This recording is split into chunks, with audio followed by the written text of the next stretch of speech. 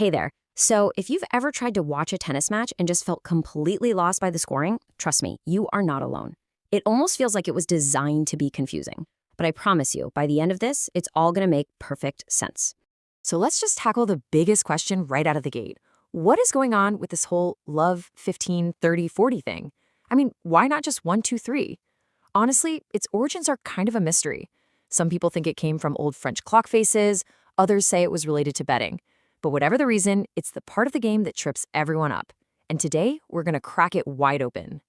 All right, here's our game plan. First, we're going to look at the big picture. Then, we'll dive into how you score a single game, how you win a set, and what happens in a tiebreak. And finally, we'll cover winning the whole match and the one simple rule that, honestly, explains everything.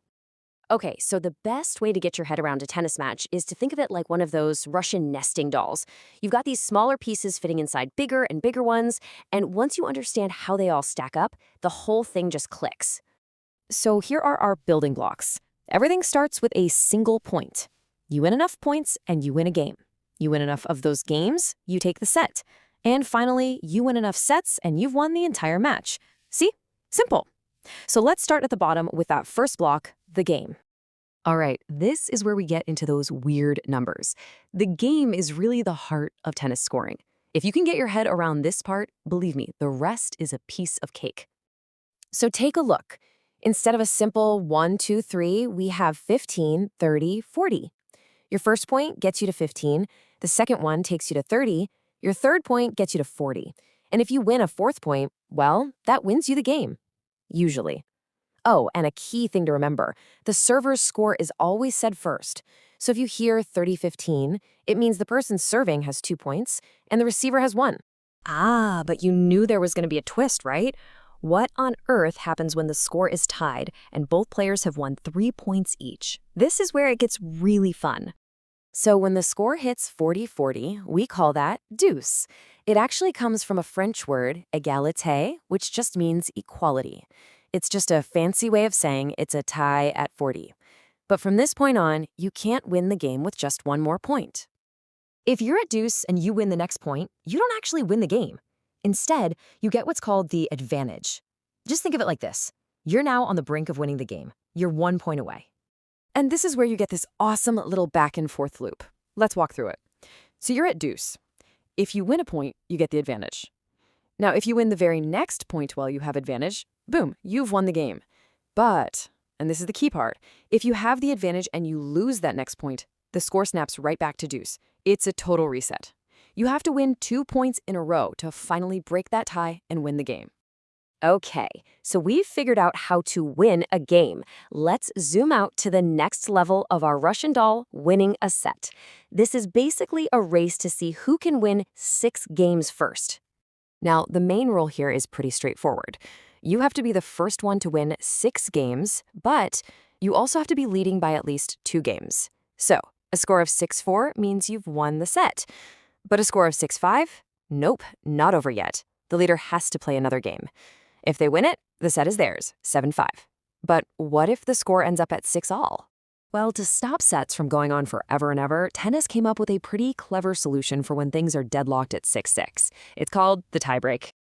A tiebreak just throws all that weird 15, 30, 40 stuff right out the window. It's a special kind of game where the points are just counted normally. 1, 2, 3, and so on. So much easier to follow, right?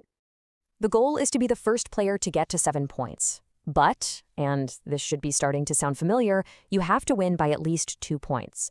So if the score in the tiebreak gets to 6-6, you just keep on playing until someone finally gets that 2-point lead. The person who wins the tiebreak wins the entire set, and the score is recorded as 7-6. Now there is one huge, famous exception to this rule.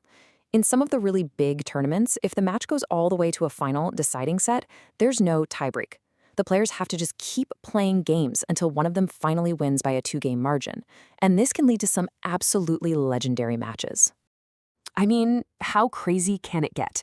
Well, back in 2010 at Wimbledon, John Isner and Nicolas Mahut played a final set that ended with the mind-boggling score of 70-68. That one set alone was longer than most entire tennis matches. Just incredible. Okay, so we've covered points, games, and sets. That just leaves the very last piece of the puzzle, winning the match itself. And thankfully, this part is super simple.